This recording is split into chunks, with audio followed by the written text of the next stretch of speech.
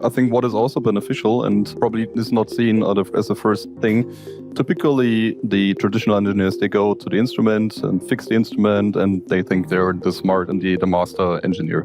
But there is more. I'm always trying to say that to my teams that you don't need to fix the instrument, you need to fix the customer.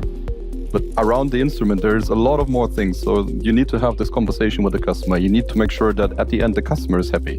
And I think there is a part of soft skills set that women have more than men.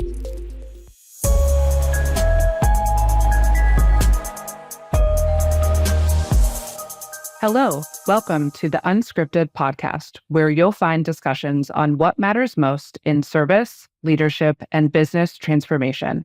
I'm your host, Sarah Nicastro. Let's jump in. I'm going to welcome my friend Daniel from Thermo Fisher Scientific to join us. We can sit. Yep. And so the topic of talent already came up in both sessions this morning. I knew it would. It's one of the most common challenges and most discussed topics. And so Daniel and I are going to talk about modernizing the field service talent approach to drive greater diversity and greater impact. So before we get into it, tell everyone a little bit more about yourself, your background, your role, anything you would like to share. Yeah. Hello, my name is Daniel Trabel. I'm part of Thermo Fisher Scientific, leading the field service organization in EMEA for the division Instruments and Enterprise Services. My background, I started as an engineer a couple of years ago at electronics, and then I went over biomedical engineering into management because I figured out I was not the best engineer. I'm just joking. But wasn't willing to work on my weaknesses now. So at the end, I went into management roles and then now 5 years within Thermo Fisher Scientific. For those who don't know the company, Thermo Fisher is the market leader in medical equipment and laboratory equipment things. So basically, we say we deliver to our customers everything for the lab except the lab. So basically, a one-stop shop. 120,000 people worldwide. 44 billion of revenue, so it's relatively big. Pretty small company. Yeah, pretty small. Yeah. Yeah, I'm living here and not too far away, 3 hours drive in Hanover. I have twin girls, so that's also why this topic is so important for me, because at the end, I don't want to have them just pretty. They also should like to be strong and empowered personalities, and that's why I'm also pretty, let's say, enthusiastic about that other topic we are speaking about today. Thermo Fisher, in principle, the service organization, we have a service division in the company. It's not the only service organization. We have some other divisions where service is embedded in the division. And currently, we have the biggest growth rates in the company. Exactly to your point, we are overpacing the instrument business massively, double-digit every year. Mm-hmm. And that's also part of the strap for the next couple of years. And that's why it's so important also to speak about this topic today. Yeah. So just out of curiosity, that consolidation of service into one division, I'm sure is partially to fully leverage the opportunity that service represents. But is it also, as I mentioned this morning, eliminating any silos from the customer journey? So making sure that the approach is holistic. Yeah, indeed. As a customer, you could have instruments from one division, could have instruments from another division, and always you need to call different phone numbers. You have a different process behind, and it's so complex even for us to understand the company. So how can we ask our customers to understand how we work? So that's why we want to harmonize this. And at the end, also to look into synergies to find a better way to have the same tools, to have the same processes, and at the end, also the same seamless customer experience. Yeah. I did a podcast a while back with a gentleman from Dell, and someone told me that this analogy wouldn't translate in Europe, but I found that it has. So we'll see what you all think. So at Dell, the process that he has led is pretty much what you're talking about. So to consolidate the service function, but also to break down any silos that existed. Because as I mentioned earlier, what they were finding is that they would have a specific function that was really strong, another that was weak, another that was in between, and the overall customer experience was lacking despite them excelling in certain areas. So they really wanted to, like you said, bring that harmony. And the analogy he used is we need to focus on winning rings, not trophies, because at least in American sports, if you have like a most valuable player of a game, they get a big trophy. They're winning because they were the most important player in that game. Where if you have a team that wins a championship, so the Super Bowl, that's football. I wasn't saying that to you. I was actually saying it to myself because I'm reminding myself. Or the World Series, baseball. When a team wins those, they all get a ring. So his idea is we need to be thinking about service as one big team.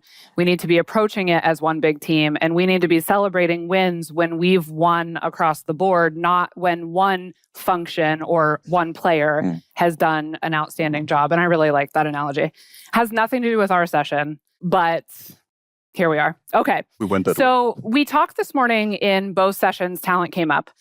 But I want to get your take on what has changed and therefore what needs to change in organizations' approaches. And we're going to get into some of the specifics of what you've done, but just what's driving this? What do we need to respond to? Yeah, I think there's a couple of things changed. The BC point, it's definitely something which also applies to service and to the talent market, because it looks like the attrition rate went up during or after COVID. People, because of the situation, the overall situation at home, the private life, and they think about, they struggle with many things, and then sometimes this is a catalyst at the end to make a decision to change the job. And that is a problem for every organization. And that on top of the change of the Generation Z has a complete different motivators, different expectations from a job versus an aging population, especially in service. And let's say that the risk of losing all the experience into retirement, that all makes this so critical and complex to, let's say, drive into the future and ensure that you have a stable and solid and working well population in your service organization. Yeah. Okay, so there's that talent dynamic. Now, what I also want to talk about before we get into what you've done is the need or really a significant opportunity to increase diversity in. How would you describe the benefit of diversity and its importance? Yeah, I think there is studies that diverse teams have a higher throughput. They are more innovative because they don't think all the same. And I think Einstein said that already ages ago, that an evening where everybody has the same meaning is a lost evening. And that applies also to a setup of a team. I did it already in the past, tried to bring different personalities together just to have this exchange, this discussion culture. And I think you also need to have that in your service teams, because you look and approach a problem from different angles. And if you don't do that, you probably don't come to the solution quick enough. And this, in my eyes, is a big benefit. Yeah. I'm going to generalize for a moment, but there's a couple things that I see as common related to what we just talked about. When it comes to the talent landscape, I see a lot of companies who exert a lot of energy complaining about it and not necessarily doing anything differently to address it. I don't know if that's because they don't know what to do and they feel stuck, or if it's because they hope if they wait or complain long enough, it will somehow fix itself. And then from a diversity perspective, there's a good amount of organizations that I think know diversity is important. So they make sure that they're saying the right things and telling the right story related to their efforts, but they don't necessarily believe in it. And so they're either not achieving real results, or they may be hitting targets that have been set for them related to diversity, but not focusing at all on actual inclusion and leveraging the benefits of having that diverse mindset, skill set, approach, et cetera. So you've taken both of those challenges, looked at the opportunity within them, and use that to really get creative and do some things differently to yield some very positive results. So can you give everyone kind of an overview of what that's looked like? And then we'll dig into some of the specific points. Yeah. So, at the end, first of all, we identified we have a problem. Mm-hmm. And I'm not the only one. I'm sure almost everybody can echo.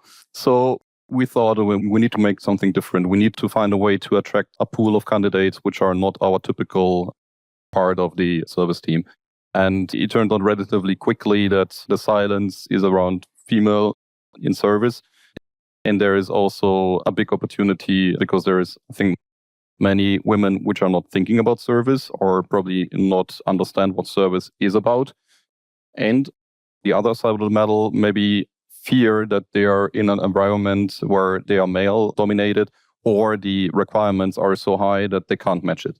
And the difference between women and men is men tend to apply on everything which at least gives you 50% of the requirements confirmation, while women typically look if they meet it 100%, or they can even give something more before they apply to a position. And that's because of hormones is little small things, but makes a difference. Yeah? So that was the initial thought on that. And we really tried to understand, okay, how we can start the process of attract women. And we figured out relatively quickly that it starts with the job ad. The job ad typically was designed for, we search for field service engineer, so pretty already male dominated the words. And all the requirements we want to see, 20 years of experience, blah, blah, blah, all this stuff. So it's something which doesn't apply for, I would say, 80% of the people you hire at the end. But it really shrinks your possible pool of talents and applicants significantly from the very beginning. So we thought of how we change this one into a more, I would say, low level, but also more open in terms of the language. So that was the point we started with. Can I just ask, who has reviewed and updated those job postings within the last 6 to 12 months or more recently? It's interesting when you start really reflecting on, again, goes back to storytelling in a way, like, we know what all of this means. We know why we're using particular language or why we're pulling out particular skills. But if someone who doesn't know our industry, our company, that could potentially be a good fit were reading this, what would they think? Would they identify with any of this? Would they see themselves as a potential candidate? It's important to really start asking some of those questions and really digging into that and thinking, right? Because then that brings you to what we're going to talk about next, which is, okay, so we have all of these requirements, which are real, which have just been in this job posting for 15 years that maybe aren't even needed, but we've just kept them there because they've been there. And how could we start thinking about recreating, redefining things in a way that we can have some of this change? So you started with reflecting on the requirements, the wording, and thinking as a group. There was different folks involved in that process, really reflecting on how would this be perceived? Who are we maybe leaving out before we even have that's the point, is before you've even had an opportunity to assess whether you think they could add value to the organization. If they're reading it and dismiss it, you don't even have an opportunity to determine if they could be a fit. So as you were doing that, and as you were looking at the wording and what you might need to change to attract a broader pool of candidates, how did that lead you then to also think about how you needed to redefine the roles internally to create what you felt would be a job posting that had a broader reach? Yeah, so first of all, go back to the initial part. The team we put together to identify the changes of the job ads was basically people from the field management, but also TA, HR, and also we tried to put some women into this conversation. And then we identified an external tool. It's a really good idea. Yeah. Got straight to the source. Yeah. What do you think? Yeah. So good. Smart. So that was smart, yeah. And we identified an external tool which allowed us to create a score based on buzzwords, based on male or female dominated words. We were able to tailor the job ad. And then we implemented this also in our rec approval system. So the system now doesn't allow you to post a position if you don't match a score of at least 90 points. This is a company strategy now. So that means we are not able to post something when we are not meet the strategy and the things behind in terms of the way of thinking, way of posting this. I think that is a big change, and that allowed us really to align with a strategy on all levels without having a conversation about that, because you need to, otherwise you will not get the position approved. And then secondly... Sorry, can I interrupt one more time? Maybe not the last time, but once again. I want to just emphasize that point because there's a gentleman that's been on the podcast a number of times. His name is Roy Dockery. He's been at some different field service organizations, and he's written a book on service leadership. But he has spoke at a lot of events about this topic. And I think he had a lot of really good advice before the industry was really ready to listen, if that makes sense. But the point you're bringing up about having this be a cross-functional process from the beginning is important, because one of the challenges that he met early on was within the service leadership team, they defined the challenge. They needed to sort of change, but they didn't really loop in HR and recruiting. And even though I think they even updated the job posting at one point, but the teams still weren't accepting a broader reach of candidates. They were turning away people that they would have wanted to interview, et cetera. Sometimes you can work against yourself if you're not looking at it from the perspective of not just the service leadership, but HR, recruiters, et cetera, to make sure everyone understands what the talent challenge is, what you need to do differently, and what steps you're going to take in each function to get a different result. Otherwise, you might have great objectives, but someone's out of the loop that is a really important piece of the puzzle. That's all. Yeah. Okay. Yeah. From there. So then it was about the role, because I mentioned Generation Z, but also the flexibility women as well as the young people are expecting from a job to be at home, every evening in a field service organization. In normal job typically is difficult, especially when you deal with a big area to serve on. We reviewed our job profiles and identified opportunities in high-dense areas where we have a high-dense installed base. And we decided to go a route where we develop so-called pod areas for preventive maintenance, installation, qualification services only, to reduce the travel ratio significantly and also lower the requirements, because repair activities are out of scope for the new hires. And that gave two benefits. One benefit, for sure, we can open up for a broader number of people to apply for. But secondly, also, we freed up more capacity for the existing engineers to focus on corrective maintenance activities. And at the end, that resulted into a shorter response time. That was part of the strategy, and we applied this into the job ad changes. And just an example for Germany, because we're here, we opened up 6 of those new roles, and at the end we filled 4 with women. That's something I didn't expect in that time. It was amazing. So I want to go back to a couple points to make sure we don't go too quickly through them. What I want to point out is I said a lot of companies are spending a lot of energy complaining about the talent challenges, but not making impactful change to address it. This is an example of looking at what you had been doing, identifying the areas where it was falling short of the goal, which is to fill these roles and fill these roles with more diverse candidates, understanding how the way that it had always been done was falling short based on what the current objectives are, and making change.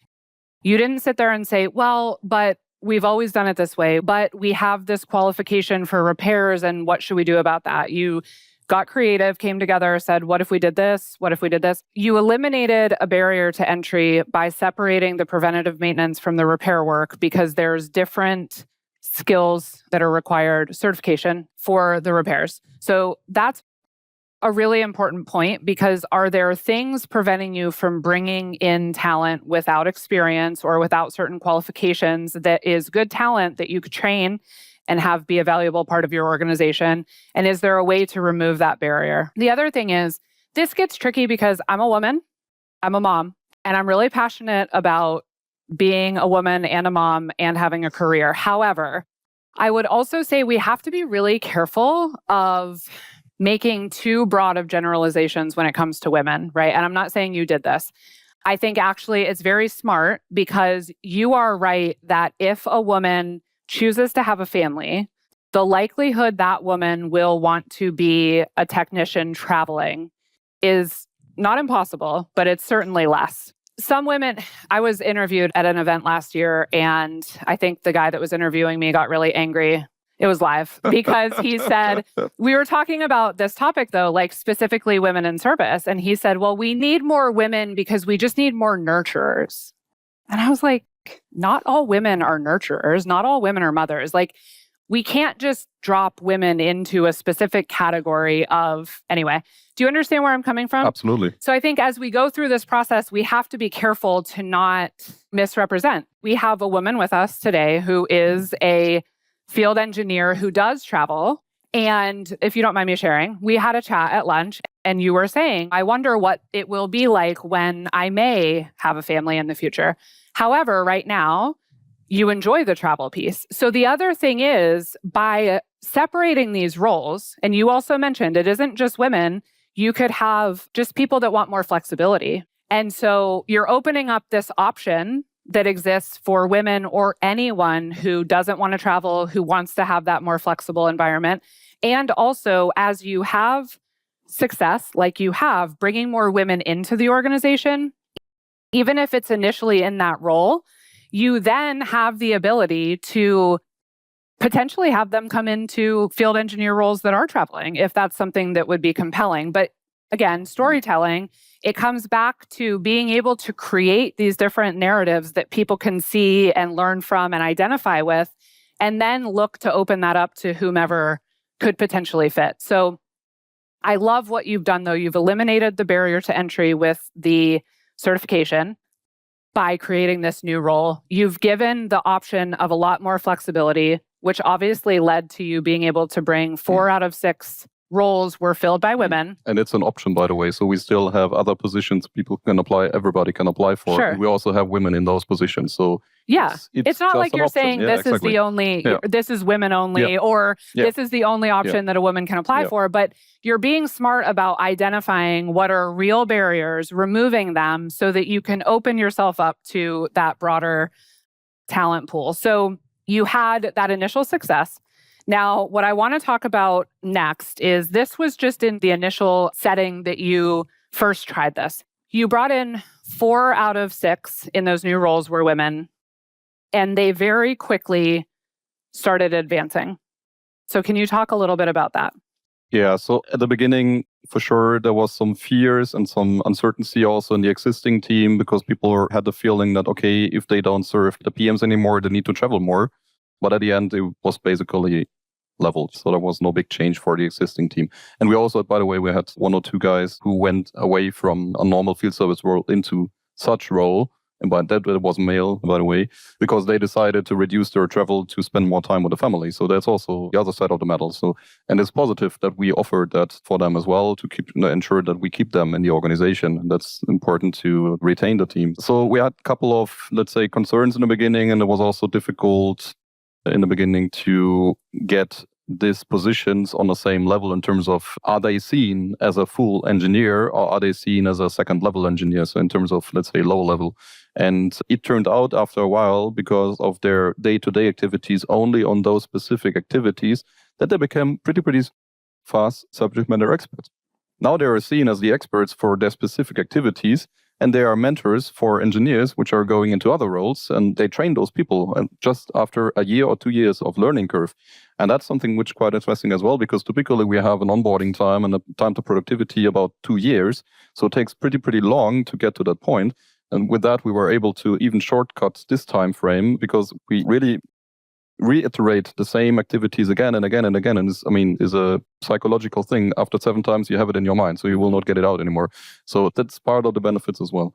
Okay, so you had folks come into those roles that became trainers. You had folks, I think, advance into leadership roles, correct? So I bring this up because I think it's important for us to think about a couple things. One, if we're focused on diversity for the right reasons, is it represented at different levels of the organization? If we're focusing on diversity just to broaden the pool of frontline workers we can bring in as candidates, we're focusing on it for the wrong reasons, right? We need to be giving attention to where that stands across different areas of the business, different levels of the business. And the other thing is, part of the reality of today's talent landscape is people want opportunity to advance. They want to see how they can grow their career with your organization. So as you bring these people in, you need to be thinking about, okay, what are the opportunities, right? How we want to retain the talent as a business, not in the role that they came into the organization in. So making sure that you're looking for ways to understand those folks' unique skills and then map them to different needs within the organization. The other thing I wanted you to share about is you were able, with the introduction of the preventative maintenance role, to eliminate that certification for repair, but then you also were able to offer that internally if people want to get that certification once they've come into that initial role and then go into a repair role. Yeah. And that's not the only puzzle. So we also have a competency framework, which is some kind of, let's say, guideline for everybody to see, okay, what I need to do to go for the next step. And this is for the technical path, but it's also for the leadership path. We have a couple of those people who applied for internal roles for full field service activities, and they got the roles because they are super smart, they're super trained already, and it would be nonsense not to let them grow in the positions. And it's a proven track record now. Also, secondly, because you mentioned that, as an example, Germany is now led by a woman. The whole service organization in Germany, she started as an engineer a couple of years ago in Switzerland, went to a supervisor role and led the second level team, and now is taking care of the biggest service organization we have in Europe. Same goes for Spain. So we also here have a woman. She started in the customer care organization, moved over to field service, and then now is leading the field service organization in Spain. So there is opportunities, and we are not yet there where I would like to see. I'm not going for parity. That's something I don't want to look for because it's not a target you should set. But we need to increase our mindset. We need to change our mindset in terms of how we evolve the whole organization. I think now we have 13-14% of women in the organization still is too low, and would like to see more. But yeah, it's something which is a path, and we're not yet there. And I mentioned is a vision. You need to think about the vision and not about the barriers and the problems, but you need to have some kind of sprint activities in between, and then you go for the next and the next and the next. So it's the salami tactic we spoke about. I think it's exactly the way we need to follow. Yeah. And I like the point you brought up about not striving for parity necessarily because you don't want to set these arbitrary goals. And I think that is one of the traps, at least in the US. DEI gets a ton of heat right now because it's just seen as sort of a checkbox exercise, et cetera. On the flip side, a lot of people say what you measure gets the attention. You could debate that however way you want. But I think the important thing is the intent is diversity for the benefit it brings, not just because it's important or just because we don't want to be perceived as not being diverse. And so when you're coming at it from that perspective, because you really believe how it can benefit the business, that is the important piece.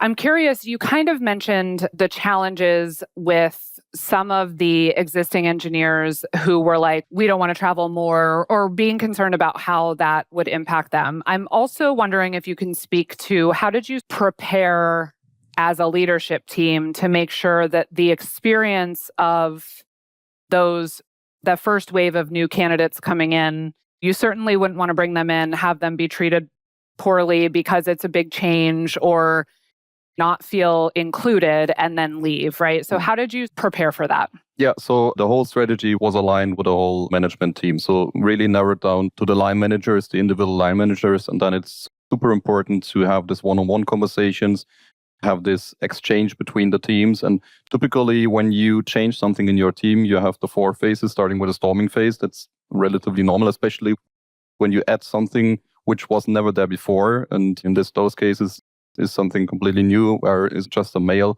team and then a woman comes in. But interestingly, because of the alignment upfront and everybody was following the same strategy, it was relatively quick that the people adapted and they also realized, okay, there is a couple of more things they bring in, which we probably don't know. But just to let you know, we are servicing instruments which are pretty application focused as well. And many of our new hire women came from former customer positions. They have a lot of experience on the application sides, which they brought into the team. And so they extended the pool of skills in the team and they helped the colleagues to learn something about the application. And that at the end really, let's say, changed a little bit of the thinking. It's not because she's here because she's a woman and it's en vogue to have no woman in service, but really brings a benefit to the whole team and also helps me to do my work better.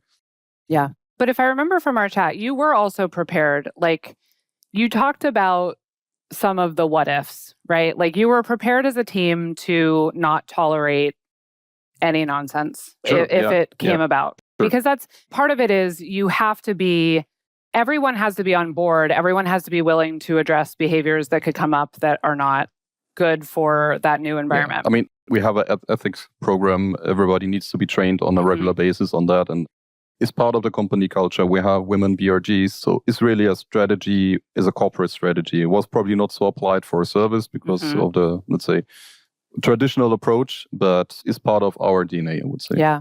And I think also having the line managers of the new individuals, whomever they are, make sure that they're fostering that good one-on-one relationship and asking, how are you feeling about things? What challenges are you having? What's going well? What's not going so well? To try and encourage them to be comfortable being open about anything that might be coming up, because there can be issues. I've talked to so many women in service who have shared crazy stories, but there can be issues within the organization. There can also be issues that come up in customer interactions, right? Which can get a little bit trickier in some instances. But if you have to be willing, whoever the employee is, to protect them, to act on their behalf, et cetera. Yeah, I have a story from the lady. She's now leading Germany. I think one of her first activities on the customer side, she went in with a toolbox and the customer was staring at her. Are you the engineer? Is that your toolbox? And he was like amazing. Yes, he was, wow, okay, he's a woman. I was not expecting that at all. While other way around, I mean, if you have more traditional customers, sometimes still they have a bit of a barrier to accept that there is not a normal standard engineer coming, and the expectation is probably different. But if they make a good job at the end, I think they prove that also there is a way of change. You need to change your mindset also from a customer perspective. Yeah. Our podcast that is out this week is with a woman named Corey Perneski, who was most recently the president of a company called CoolSys, but she was with Johnson Controls for, I think, 28 years before that.